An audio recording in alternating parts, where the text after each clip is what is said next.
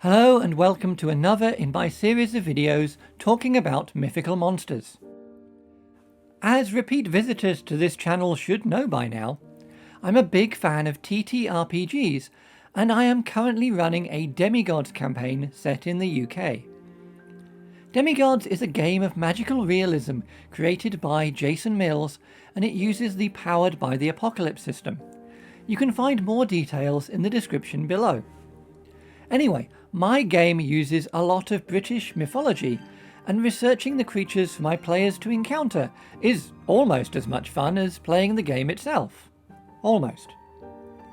This video series is a way for me to share some of that research with you.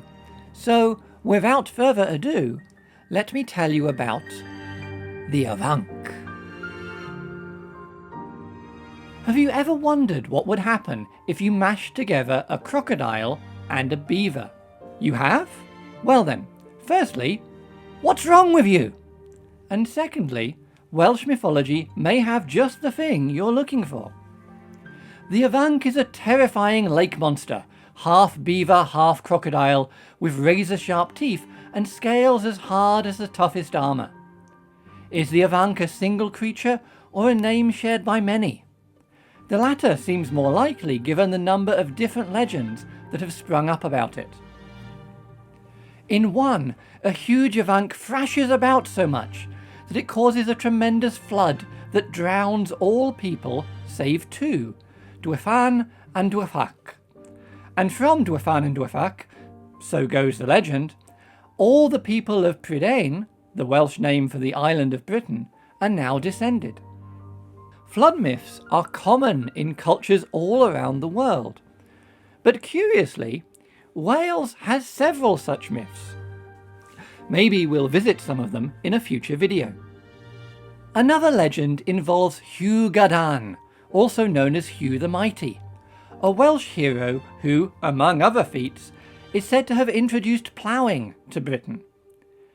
His plough was pulled by two great oxen, and it's the oxen who were the true stars of this tale.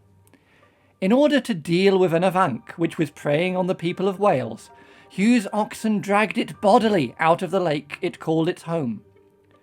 An Afanc is considerably weaker out of its natural habitat, and, on dry land, Idan was able to behead the dreadful creature. This legend shares some distinct similarities with another that we'll get to very soon. But let me tell you of Peredur, a brave young man whose father died when he was a child and who was raised in the forests of Wales by his mother. One day he encountered a group of knights and resolved to be just like them, so he made the arduous journey to King Arthur's castle. On arrival, however, Peredur was not greeted with open arms, but was instead ridiculed by Kai, the strongest of Arthur's knights. So Peredur set out on a series of quests to prove himself. After many adventures, Peredur arrived at the court of the sons of the King of Suffering. At the court, he at first only saw fair maidens, but as he began to talk with them, a horse approached. A horse with a corpse sitting in the saddle. The ladies took the corpse, bathed it, and treated it with a special ointment, and, after a time, the corpse breathed once more, and the first of the sons of the King of Suffering stood up to greet Peredur. Two more horses arrived, bearing two more corpses, and the process repeated until all three sons were once more back in the land of the living. Peredur was understandably baffled by all these goings-on, but the sons were quick to explain. There was, they told Peredur, a lake monster living in a cave. Every day the three sons would ride out to kill the monster, and every day the monster would kill them instead. And every evening their sisters would revive them so that the cycle could begin again. The next morning the sons gathered their weapons and armour, saddled their horses, and prepared to set out on their ill-fated quest. Peredur begged to go with them, if not for the sons' sake, then for the sake of the sisters they were leaving behind. But the sons refused. When the beast killed them, they explained, they could be brought back. But if Peredur died, then there would be no return for him. Noble Peredur was having none of this, so, when the sons left, he followed them in secret. Unfortunately, he soon lost their trail, and as he searched and searched, he came across the most beautiful woman he had ever seen. "I know where you are going," she said. "You are going to fight the Afanc of the lake, but it will kill you. And not because you are not brave, but rather because it is cunning. In its cave there is a stone pillar. The monster hides behind that pillar, from where it can watch and wait and take its prey by surprise. Once bitten, the beast's poison will slay even the strongest of men."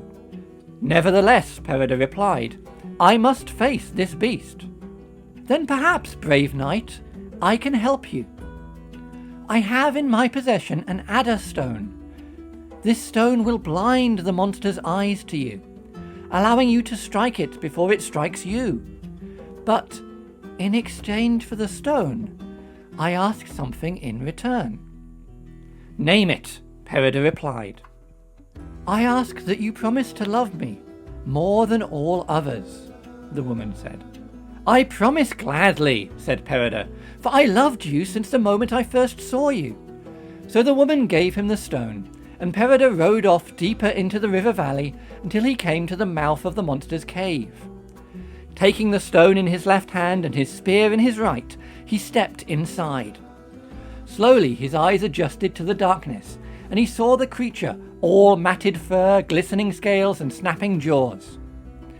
As the woman had explained, the Afanc was lurking behind a large pillar. But as long as Peredur held the stone, the creature's gaze looked right through him, and Peredur seized his chance, creeping closer and thrusting his spear deep into the creature's belly and up into its black heart. Outside the cave he met the sons of the King of Suffering, who thanked him for freeing them of their curse, and who offered him the hands of their sisters in marriage as a reward. Peredur declined, however, for his heart was pledged to another. And what of the woman who gave him the stone? Well, after a time, Peredur would learn that she was the Empress of Constantinople, and the two married and ruled happily together for 14 long years. There is another Afanc I want to tell you about, and that is the one that used to live in the depths of Llyn Bafog. During the day it lived beneath the water, hidden amongst the weeds and the slime, and at night it would hunt, devouring cattle and people, leaving their bones on the shore to be discovered by grieving parents and widows. News of this beast reached the court of King Arthur, but it was at a time when Arthur's knights were all off pursuing quests of their own. This circumstance rather suited Arthur, however, for whom the bureaucracy and politics of kingship never sat well on his shoulders. So, kissing his wife Guinevere on the cheek, he set out on his battle horse Clanrai to slay the beast himself. But Arthur was no fool, and he knew that to defeat a beast as ferocious and terrifying as the Afanc would require cunning. So he sought out his friend Merlin for advice. In his library, high in his tower, Merlin consulted his tomes and gave his friend the following advice. "Brave and strong as you are, young Arthur, even you cannot hope to best the Afanc in open combat. To stand any chance at all, my friend, first you must capture and immobilize it. But beware its poison. If its spit touched you, your body would be paralyzed and vulnerable, even as your mind remained alert and able to experience all the suffering of your final moments." And Arthur reflected on this and rode out to speak with the blacksmith, whom he commanded to forge his longest and heaviest chain of the finest iron. Once complete, the chain was loaded onto 20 carts, and Arthur and his train made haste for Llyn Bafog. They arrived at the height of the day, so were confident that the monster was asleep somewhere within the lake's murky depths. Arthur's men spread out the chain so that it encircled the whole lake, and the two ends were harnessed to Arthur's horse Clanrai. "Come, friend, there is work to be done," cried Arthur, and Clanrai started to walk forward, pulling the chains tight. The warhorse dragged the heavy chains into the water, but then they stopped and, as hard as Clanrai pulled, would not move. Then, suddenly, the Afanc burst up out of the water, the chain wrapped around its leg. "Pull, Clanrai!" Arthur commanded, and the great horse pulled as he had never pulled before, dragging the Afanc out of the lake and onto the land. The Afanc gnawed at the links with its razor-sharp teeth, but the cold iron showed not a scratch. The Afanc wrestled, straining to escape, but Clanrai set his feet, digging his hooves deep into the rock. Without warning, the Afanc changed its tactics.